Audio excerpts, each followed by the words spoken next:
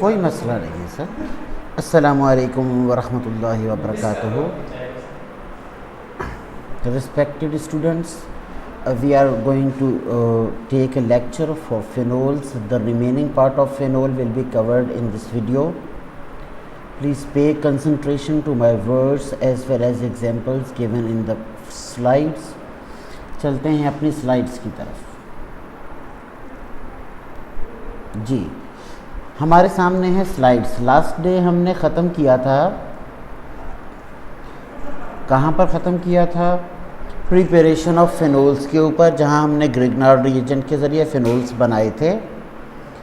Next slide के अंदर हमारे पास है एसिडिक बिहेवियर।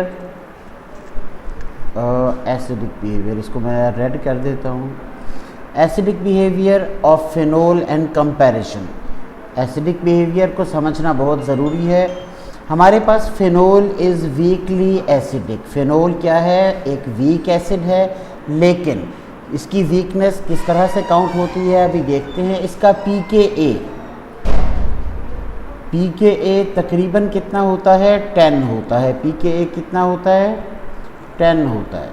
मैं इसे साफ कर दूं। जी, pKa 10 होता है, जबकि Ka एसिड डिसोसिएशन कांस्टेंट कितना होगा? 1.3 × 10⁻⁻10। बराए मेहरबानी इन दो वैल्यूज़ को याद रखेंगे। It turns blue litmus to red, यानी ये एसिडिक है, ब्लू लिटमस को रेड में कन्वर्ट कर देता है। And reacts with active metals like sodium and potassium and strong bases to form phenoxide salts. ये एक्टिव मेटल्स के साथ रिएक्ट करता है या फिर स्ट्रॉन्ग बेसिस के साथ रिएक्ट करता है, और क्या बनाता है? सॉल्ट बनाता है, यानी ये एसिडिक है। However it is a weaker acid than carboxylic acids. ये एसिडिक तो है, लेकिन कार्बोजाइलिक एसिड की निस्बत क्या है? वीक एसिड है। And as well as carbonic acid. Carbonic acid एक इनऑर्गेनिक एसिड है, ये आपको पता होना चाहिए। अब फिनोल कार्बोनिक एसिड और कार्बोजाइलिक एसिड्स दोनों से वीक होता है। Does not react with sodium hydrogen carbonate. ये सोडियम हाइड्रोजन कार्बोनेट से रिएक्ट नहीं करेगा, as well as with sodium carbonate to evolve carbon dioxide. ये एमसीक्यूज लास्ट टाइम एमडीकैट में आ चुका है। फिनोल सोडियम कार्बोनेट और सोडियम हाइड्रोजन कार्बोनेट यानी बेकिंग सोडा और सोडा ऐश, इन दोनों से रिएक्ट नहीं करेगा और कार्बन डाइऑक्साइड गैस नहीं बनाएगा। इसका रीज़न क्या है एसिडिटी का? Resonance stability of phenols. Phenol के अंदर रेजोनेंस स्टेबिलिटी बनती है फिनो ऑक्साइड आयन में। अगर हम इसको देखें ड्रॉ करके, तो हमारे पास फिनोल होता है कुछ इस तरह से। लेट सपोज ये फिनोल है। Let me select the pen.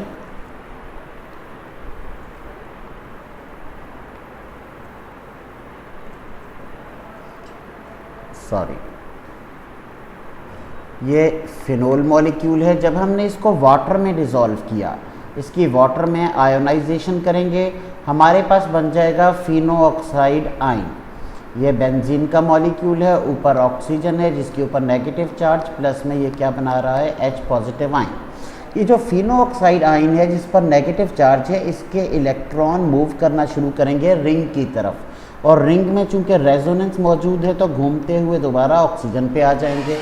Resonance show करने की वजह से ये फिनो ऑक्साइड आयन ज़्यादा स्टेबल हो जाता है और ये ज़्यादा एसिडिक हो जाता है अल्कोहल्स की निस्बत। थैंक यू बेटा। अल्कोहल्स की निस्बत ज़्यादा एसिडिक हो जाता है फिनो ऑक्साइड आयन। तो अगर कोई भी क्वेश्चन आ जाता है कि which of the following is more acidic, alcohols और फिनोल्स, तो phenols are more acidic than alcohols. Phenols are more acidic than alcohols. लेकिन कार्बोजाइलिक एसिड्स और कार्बोनिक एसिड्स की निस्बत ये कम एसिडिक होता है। इस बात को जहन में रखेंगे और चलेंगे कंपैरिजन की तरफ। मैं बोर्ड को साफ कर दूं।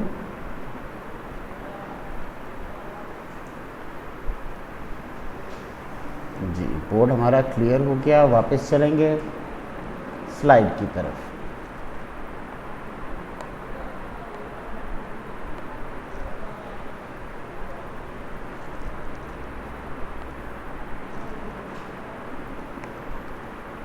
जी हमारे पास स्लाइड है। ये कह रहा है कि when phenol is dissolved in water it forms a hydronium ion यानी H3O पॉजिटिव आयन बनाएगा, साथ में Fino oxide ion C6H5O negative. The pheno oxide ion is slightly stable because negative charge on oxygen is delocalized into the benzene ring। Oxygen का जो negative charge होगा वो benzene ring में delocalise हो जाएगा ऑर्थो पोजीशंस पे और पैरा पोजीशन के थ्रू घूमता हुआ रेजोनेंस कायम करेगा और दोबारा ऑक्सीजन के ऊपर आ जाएगा। यहाँ एक नोट लिखा हुआ है, टिप है रेजोनेंस के लिहाज से। Although phenol itself is resonance stabilized, the pheno oxide ion is more stabilized because the resonance structure involves delocalization of negative charge without charge separation।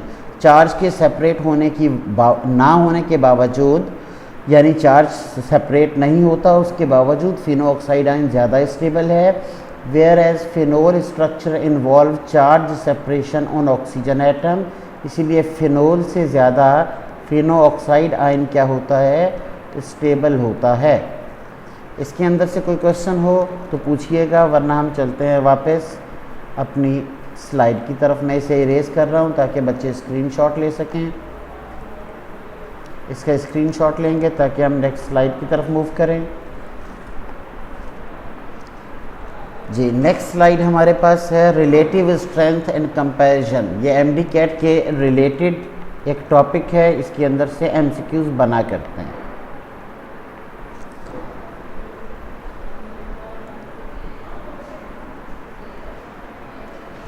Ji relative strength and comparison.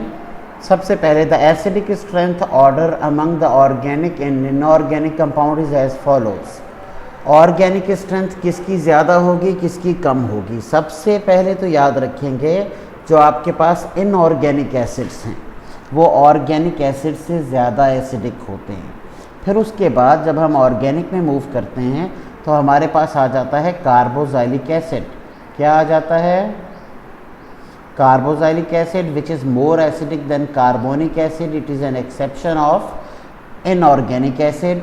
उसके बाद हमारे पास phenol आ जाते हैं, phenol के बाद water acidic होता है, देन अल्कोहल एसिडिक होता है और उसके लास्ट में क्या होता है, अल्काइन एसिडिक होता है। बराए मेहरबानी इस एसिडिक ऑर्डर को याद रखेंगे, इसमें से एमसीक्यूज बनता है तो बच्चा परेशान हो जाता है।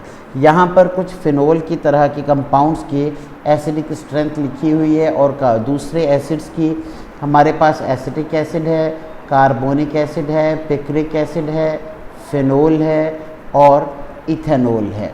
सबसे ज़्यादा एसिडिक इनके अंदर कौन है, एसिटिक एसिड, उसके बाद carbonic acid, then picric acid, then phenol and then ethanol. इसकी वैल्यू का आप अंदाज़ा pKa से भी लगा सकते हैं।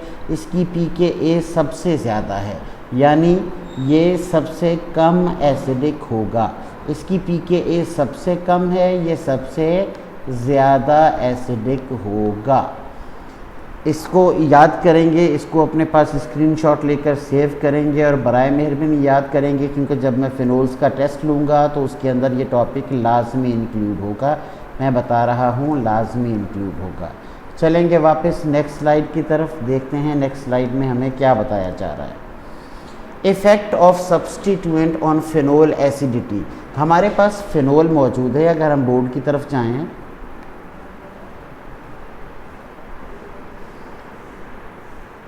जी हमारे पास फिनोल मौजूद है।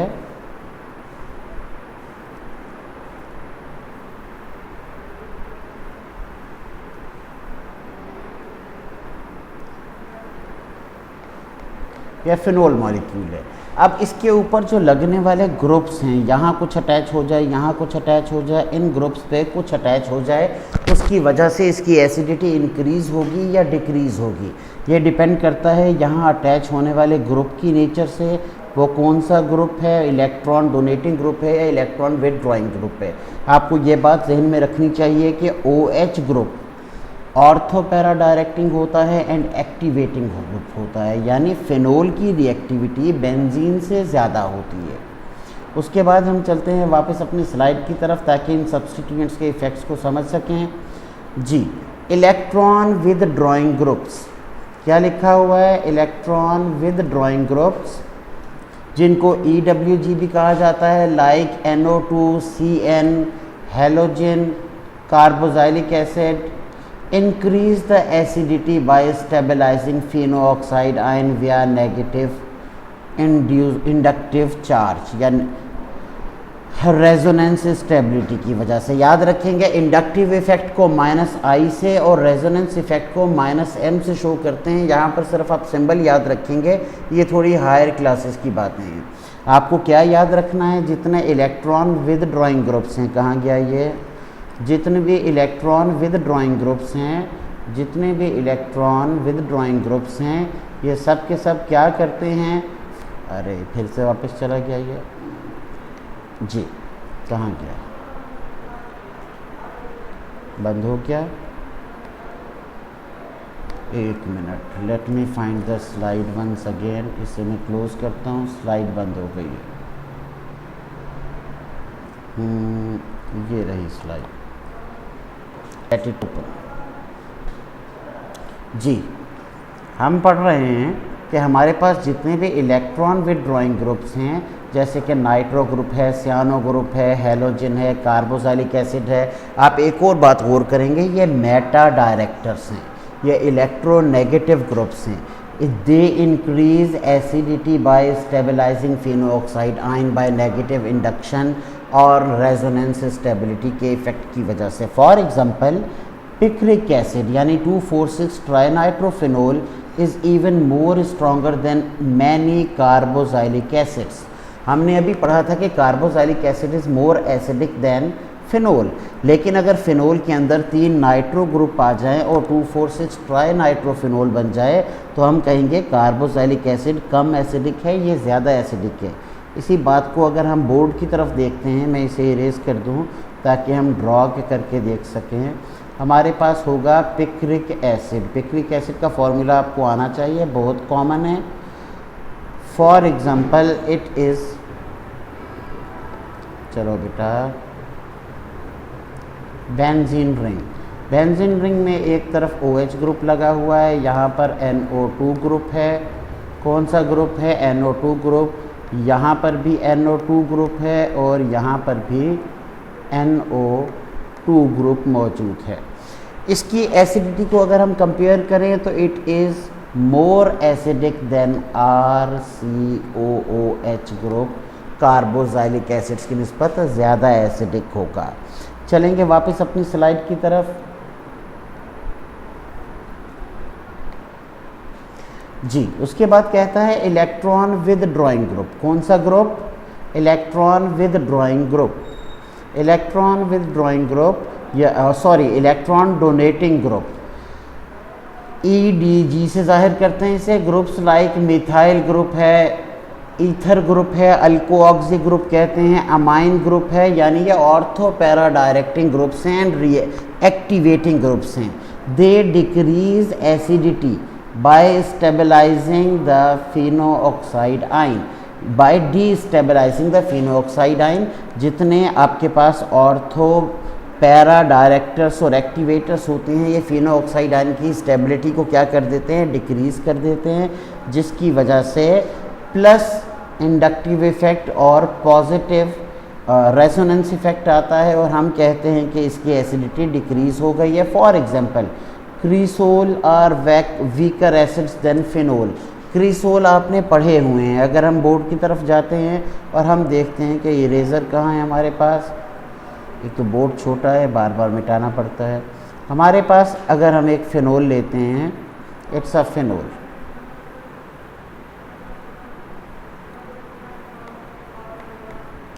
और इट इज़ अ क्रीसोल। मैं यहाँ कंपाउंड लिख रहा हूँ, आप मुझे उसका असल नाम बताएंगे। It is phenol, it is called paracresol. Paracresol is less acidic than phenol, क्योंकि हमारे पास जो मिथाइल ग्रुप है या अल्काइल ग्रुप है, it is electron donating group and ortho para directing group होते हैं। इस वजह से ये फिनोऑक्साइड आयन की स्टेबिलिटी को कम कर देते हैं और उसकी एसिडिटी को डिक्रीज़ कर देते हैं। तो फिनोल हमारे पास इनसे ज़्यादा एसिडिक होता है। Is it clear? चलेंगे वापस अपनी स्लाइड की तरफ। इसमें से कोई क्वेश्चन, वरना हम नेक्स्ट स्लाइड की तरफ चलें। 1 मिनट में इसे इरेज कर दूं ताकि आप स्क्रीनशॉट ले सकें।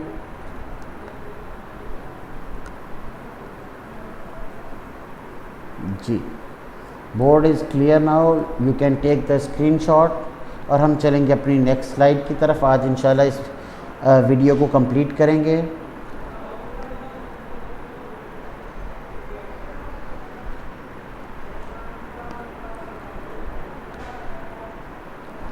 Chemical properties and reactions. Phenol की केमिकल प्रॉपर्टीज़ हैं, बहुत सादा से रिएक्शंस हैं। इन सादा रिएक्शंस को हम समझने की कोशिश करेंगे यहाँ से। Phenol undergoes 2 main categories of reactions. 2 तरह के रिएक्शंस करता है ये। एक हमारे पास करता है जिसके अंदर OH ग्रुप अटैच इन्वॉल्व हो रहा होता है। दूसरा इलेक्ट्रोफिलिक एरोमेटिक सब्स्टिट्यूशन रिएक्शन, जो आपने बेंजीन के अंदर पढ़े थे। दोनों रिएक्शन हो सकते हैं। यानी अगर हम यहाँ फिनोल को ड्रॉ करके देखें, इट इज़ फिनोल। फिनोल के अंदर एक रिएक्शन होगा, let me change the colour of the ink.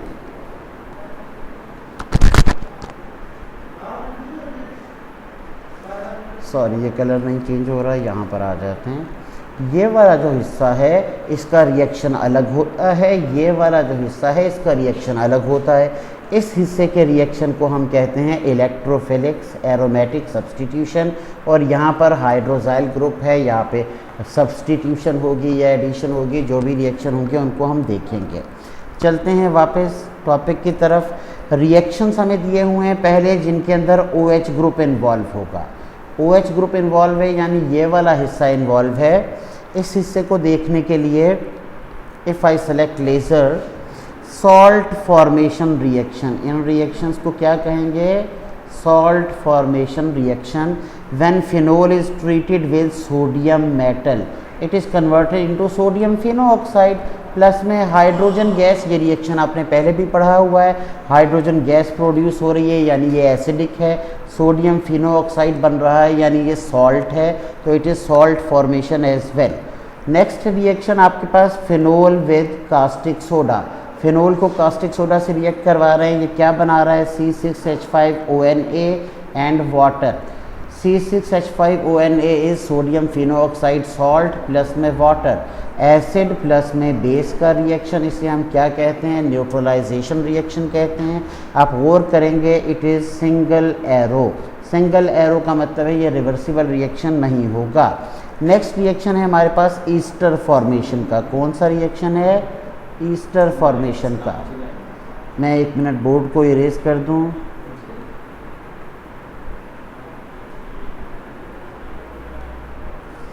Ji, Easter formation कहाँ है? ये रहा Easter formation.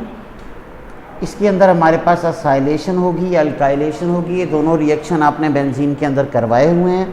Phenol reacts with acid chlorides और acid anhydride in basic medium to form esters.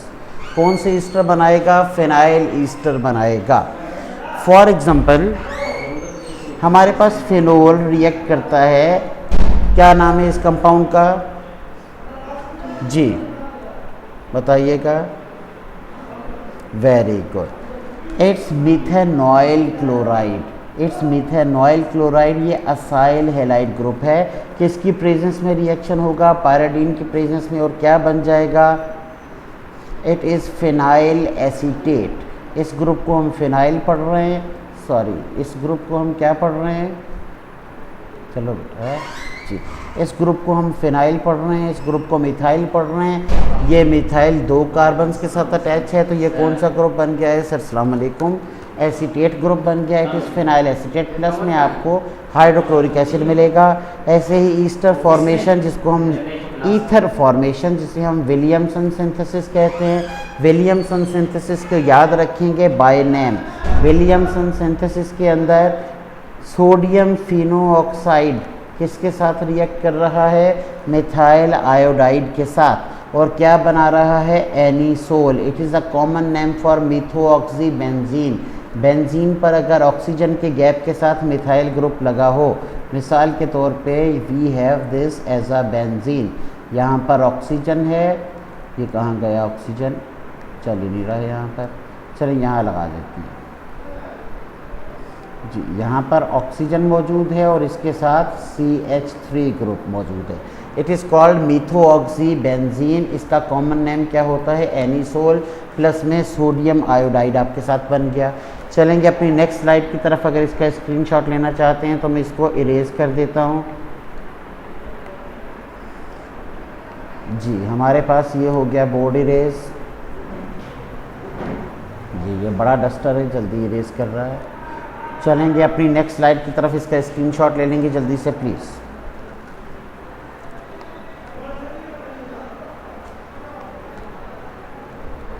Ji, reaction with zinc dust आ गया हमारे पास। क्या आ गया, reaction with zinc dust. When phenol vapors is passed over red hot zinc dust, it is reduced to benzene। ये preparation of benzene में भी आपने पढ़ा है। यहाँ से जिंक जाएगा ऑक्सीजन के पास और जिंक ऑक्साइड बना लेगा, हाइड्रोजन बेंजीन रिंग में शिफ्ट हो जाएगा और आपके पास बेंजीन बन जाएगा। नेक्स्ट रिएक्शन है रिएक्शन विद अमोनिया। अगर हम अमोनिया से रिएक्शन करवाएंगे तो एनिलीन बनेगा। क्या बनेगा, एनिलीन बनेगा। Phenol reacts with ammonia in the presence of anhydrous zinc chloride. Zinc chloride के प्रेजेंस के अंदर, लेकिन वो एनहाइड्रस होगा और कैटलिस्ट का काम करेगा और क्या बनाएगा, एनिलीन बनाएगा। एनिलीन का मतलब होता है, मैं यहाँ ड्रॉ करता हूँ, this is you have benzene जिसके ऊपर हमारे पास NH2 ग्रुप अटैच है। This is called aniline group. हमने फिनोल को रिएक्ट करवाया अमोनिया के साथ in the presence of zinc chloride at 300 degree Celsius temperature. It formed amino benzene. Amino benzene का कॉमन नेम क्या होता है, एनिलीन होता है, साथ में वाटर बनेगा। ये था इसका रिएक्शन। चलेंगे वापस बोर्ड की तरफ, इसको इरेज करते हैं और इरेज करने के बाद हम चलेंगे अपनी नेक्स्ट स्लाइड की तरफ। इसका स्क्रीनशॉट लेना चाहते हैं तो ले लीजिएगा प्लीज़ जी। नेक्स्ट स्लाइड पे आ जाते हैं। ये मैंने बड़ा कर लिया ताकि इसको न समझने में आसानी हो जाए। Electrophilic aromatic substitution reaction. Electrophilic aromatic substitution reactions के लिए अगर आपने बेंजीन का स्ट्रक्चर नहीं देखा हुआ, अगर आपने क्या नहीं किया हुआ, बेंजीन का स्ट्रक्चर नहीं देखा हुआ, तो आप बराए मेहरबानी देख लीजिएगा, क्योंकि इलेक्ट्रोफिलिक सब्स्टिट्यूशन रिएक्शन असल तरीके से कहाँ पढ़ी जाती है, बेंजीन रिंग में पढ़ी जाती है। हम यहाँ रीड करेंगे electrophilic aromatic substitution. Electrophilic aromatic substitution, ये तो मार्कर ज़्यादा बड़ा हो गया है, मैं इसे छोटा कर लेता हूँ जी। मैंने इसे बारीक कर लिया है, अब ठीक है।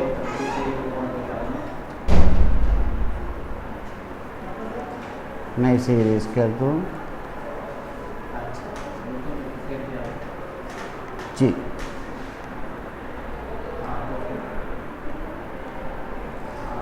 Electrophilic aromatic substitution reaction, hydroxyl group जो है वो स्ट्रांगली एक्टिवेटिंग ग्रुप है। ये आपको मालूम है एक्टिवेटिंग ग्रुप है and it is ortho para director. आने वाले फंक्शनल ग्रुप को कहाँ अटैच करेगा, ऑर्थो पैरा पोजिशन के ऊपर। The lone pair of oxygen resonance activates the ring making electrophilic attack exceptionally fast. Oxygen atom जो फिनोल के अंदर मौजूद है, OH के अंदर, वो उसकी रिंग को ज़्यादा एक्टिवेट कर देगा जिससे ये रिएक्शन फास्ट हो जाएगा। बहुत सादा सादा सी स्टेटमेंट्स हैं, याद रखेंगे। नाइट्रेशन करवाएंगे सबसे पहले, डाइल्यूट नाइट्रिक एसिड और टेम्परेचर याद रखेंगे 25 डिग्री C। क्या देगा, ortho nitrophenol and para nitrophenol. अब यहाँ गौर कीजिएगा, ऑर्थो नाइट्रोफिनोल की परसेंटेज कम लिखी है, पैरा की ज़्यादा लिखी है। अगर आप इसी टेम्परेचर को बढ़ाकर 100 डिग्री C कर देंगे, अब आपके पास ऑर्थो नाइट्रोफिनोल की परसेंटेज ज़्यादा हो जाएगी, पैरा नाइट्रोफिनोल की परसेंटेज कम हो जाएगी। They are separated by steam distillation. इनको कैसे सेपरेट किया जाता है, स्टीम डिस्टिलेशन की वजह से, क्योंकि नाइट्रोफिनोल्स हमारे पास बहुत ज़्यादा वोलेटाइल होते हैं। अच्छा, चलेंगे आगे। हमारे पास है कंसनट्रेटेड नाइट्रिक एसिड। कौन सा नाइट्रिक एसिड है?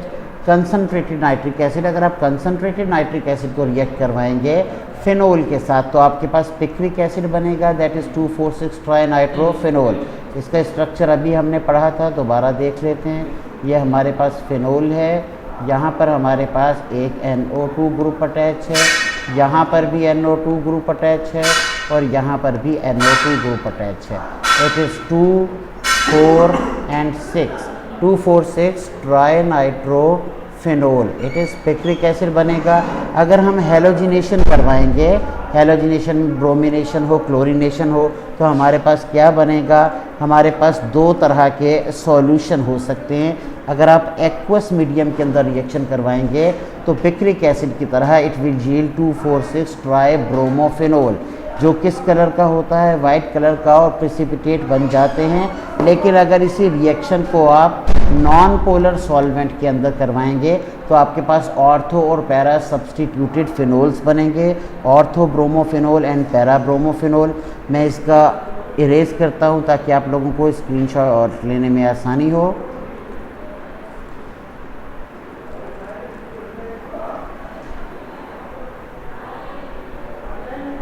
इनको दो क्या, जल्दी से इसका स्क्रीनशॉट ले लेंगे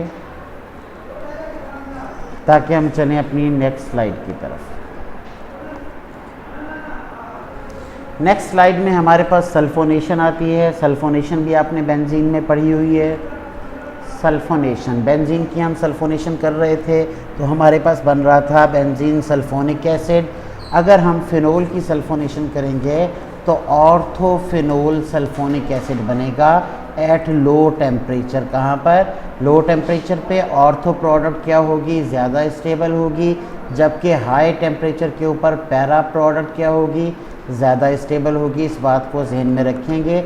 ये कोबिस्मिट रिएक्शन है, ये सिंथेसिस ऑफ सैलिसाइलिक एसिड है। ये लास्ट डे भी आपने पढ़ा था। सोडियम सैलिसाइलेट बनाया जाता है डिस्प्रीन गोली बनाने के लिए, जिसको हम सादा लफ्ज़ों में एस्प्रीन कह रहे होते हैं। किसके साथ रिएक्ट करवाएंगे?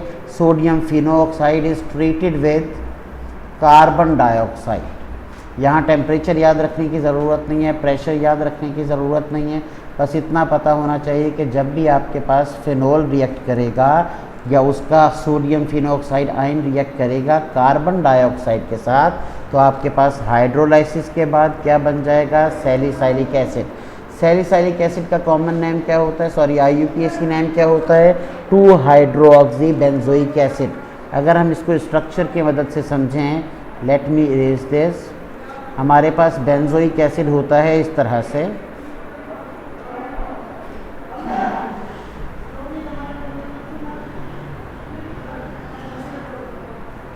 जी, COOH। It is benzoic acid. आप 2 नंबर की पोजीशन पर OH ग्रुप लगा देंगे। It is called salicylic acid या ऑर्थो हाइड्रोक्सी बेंजोइक एसिड। इसके ज़रिए डिस्प्रीन टैबलेट बनाई जाती है। चलेंगे वापस अपनी स्लाइड की तरफ।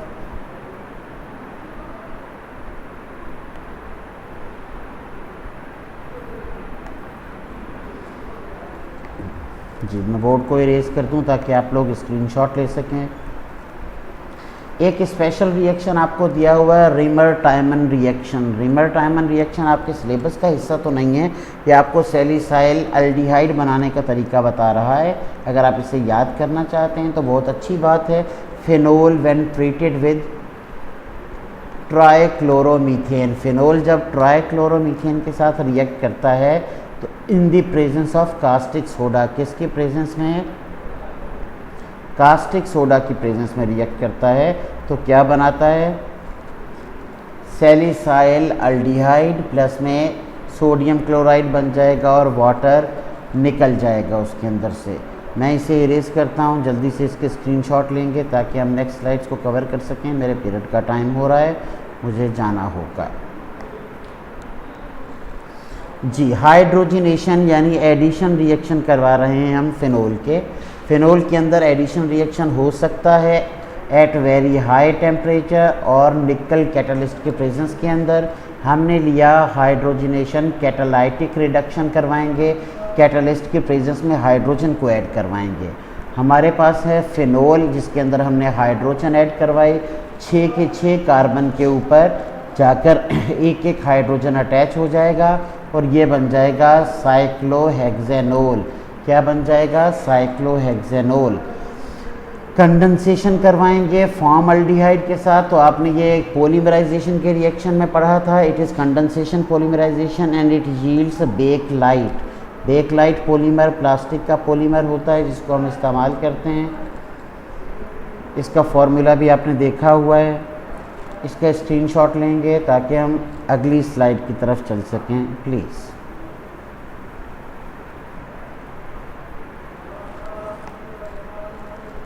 जी नेक्स्ट स्लाइड है हमारे पास qualitative identification tests of phenol. One of the most important slide in this whole lecture and previous lecture, जिसके अंदर से क्वेश्चन बनते हैं और जो जिसको देख के बच्चे मुस्कुराने लगते हैं।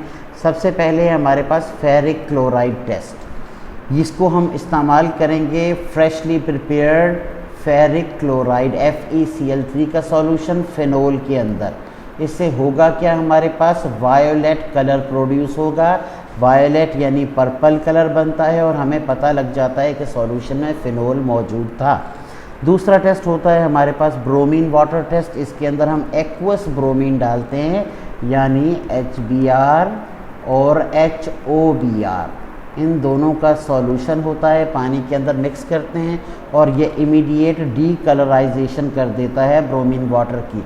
ब्रोमीन वाटर होता है ब्राउन कलर का। जब इसके अंदर ऐड करेंगे और फिनोल होगा तो आपको मालूम है ये बनाएगा पिक्रिक एसिड यानी 2,4,6 ट्राई ब्रोमो फिनोल। डीकलराइज हो जाएगा, वाइट कलर के प्रेसिपिटेट बन जाएंगे, तो हमें पता लग जाएगा कि सॉल्यूशन में हमारे पास मौजूद था फिनोल। उसके बाद लेबरमैन टेस्ट है, ये नाइट्रोसो टेस्ट भी कहलाता है। इसके अंदर रेड कलर प्रोड्यूस होता है। आपको रिएजेंट याद रखना है sodium nitrite. It is NaNO2 sodium nitrite, nitrate नहीं है।